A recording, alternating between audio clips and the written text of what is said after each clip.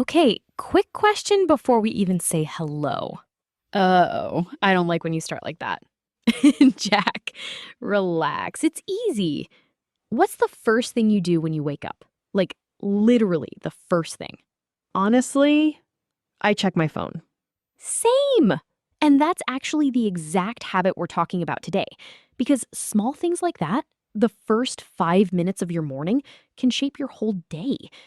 Today, we're breaking down 5 daily habits that can genuinely change your life.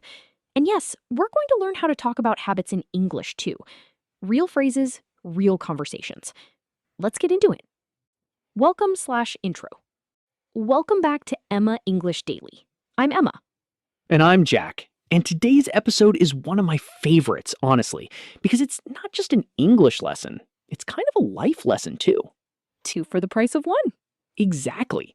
We're talking about 5 daily habits that can change your life. And along the way, you're going to pick up natural English phrases for talking about routines, goals, and self improvement. So if you've ever wanted to say things like, I'm trying to build a new habit, or I keep falling back into old patterns, in natural English, not textbook English. This episode is for you. Let's start with habit number 1. Segment 1, waking up early. Vocabulary plus real talk.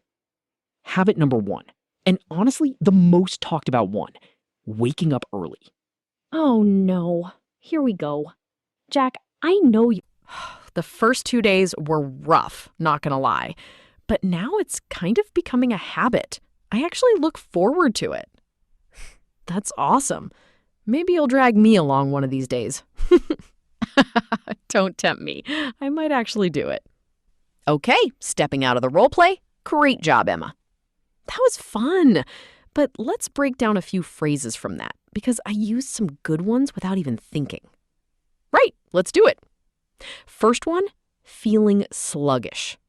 That means feeling tired, slow, low on energy, not sick, just low energy.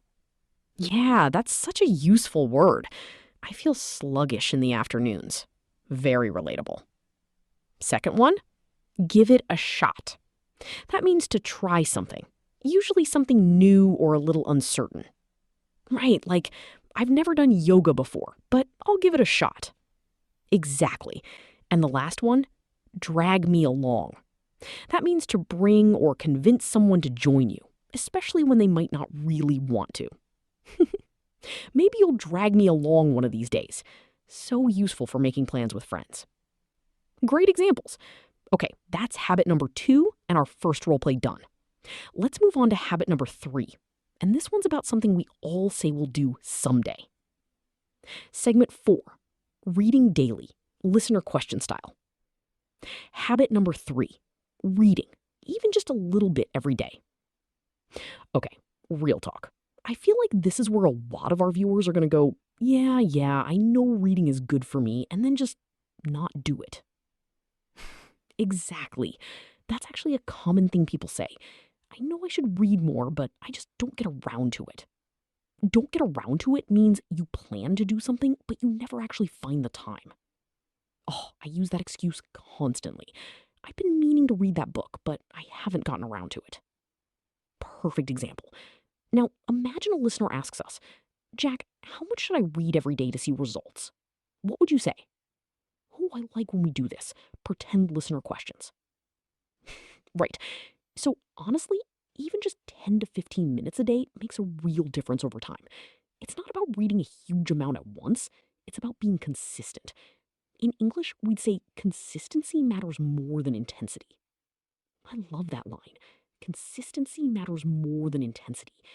That's basically the theme of this whole episode, isn't it? Pretty much, yeah. And here's a nice phrase for describing this kind of habit. I like to unwind with a book before bed. Unwind means to relax after a busy day. Unwind. That's such a nice word. Much better than just saying relax every time. Agreed. Okay, so we've covered waking up early, drinking water, and reading. That's 3 down. Now, let's talk about something a little more emotional. Gratitude. Segment 5. Practicing gratitude. Vocabulary plus mini story. Gratitude, huh? I feel like this is one of those words people use a lot, but don't really explain. Fair point. So, gratitude basically means feeling thankful. And the habit here is simple. Every day, you think of one or two things you're grateful for. Like keeping a gratitude journal? I've heard of that. Exactly. Let me tell you a quick story. I have a friend. We'll call him Dan.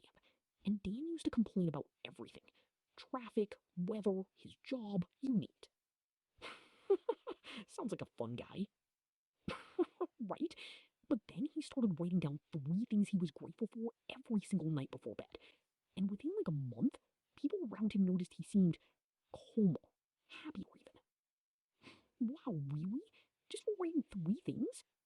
I know it sounds too simple, but that's the power of small daily habits.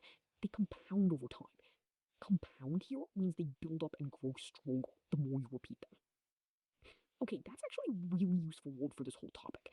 Habits compound over time. Exactly. And here's a phrase you can use. I try to count my blessings, especially on hard days. Count your blessings is a common expression. It means to think about the good things in your life. I've heard that one before, but never really used it. Count your blessings. I like it. Great. Okay, that's habit number 4. Now let's do our second roleplay. And this one's about a habit that's honestly a bit trickier to talk about. Saying no and protecting your time. Segment 6. Roleplay number 2. Setting boundaries with your time. Alright, so this time I'll be the one who's overloaded with plans. And Emma, you're gonna play the supportive friend helping me set a boundary. Ooh, role reversal. I like it. Roleplay begins. Oh, I don't know how I'm gonna get through this week. I've got 3 meetings, a project deadline, and now my cousin wants me to help him move on Saturday. Wait, Saturday? Isn't that your only day off? Yeah, but I feel bad saying no. Jack, it's okay to say no sometimes.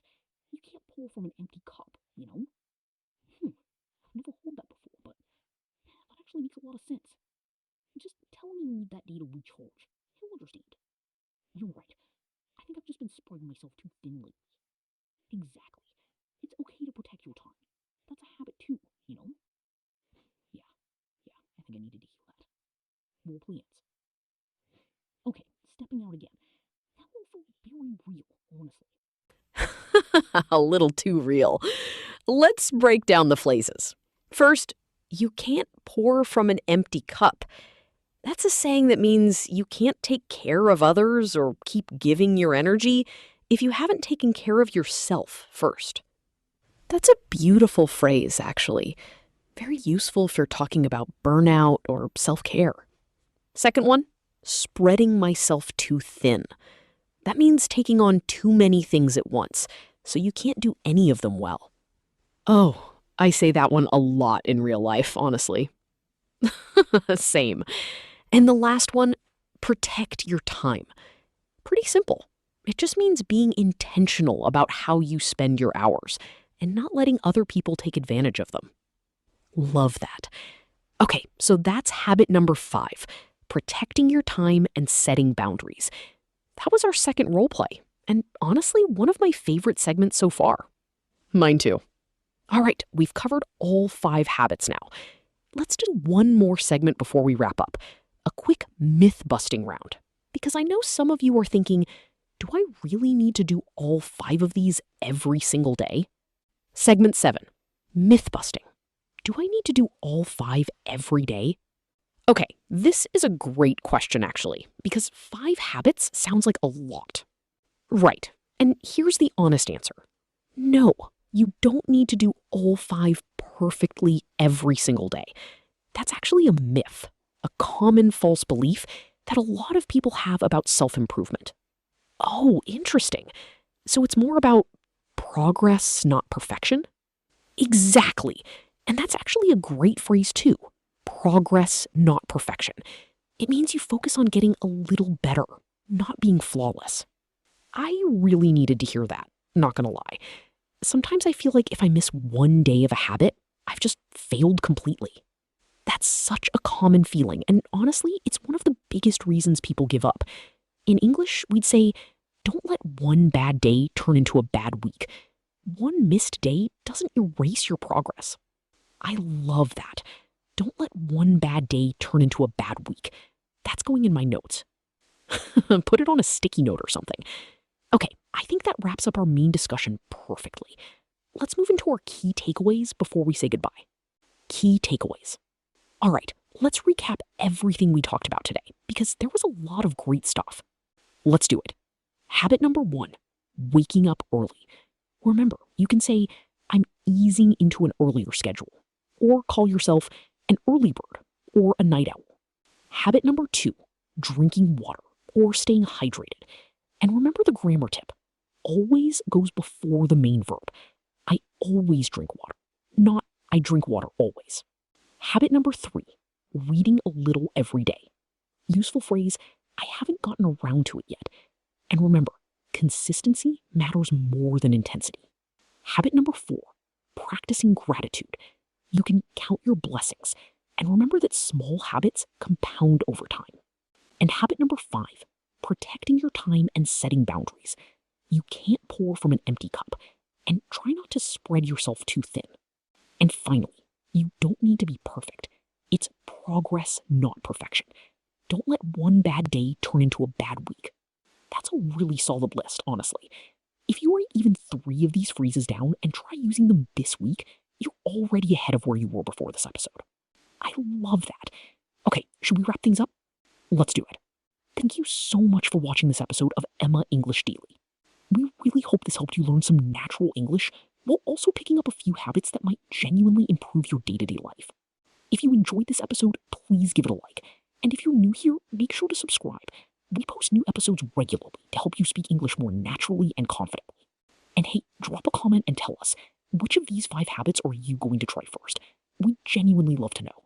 In our next episode, we're going to tackle something a lot of learners ask about: how to talk confidently in a job interview in English. That one's going to be packed with useful phrases, so you won't want to miss it. Until then, take care of yourselves, keep practicing, and we'll see you in the next episode. Bye, everyone.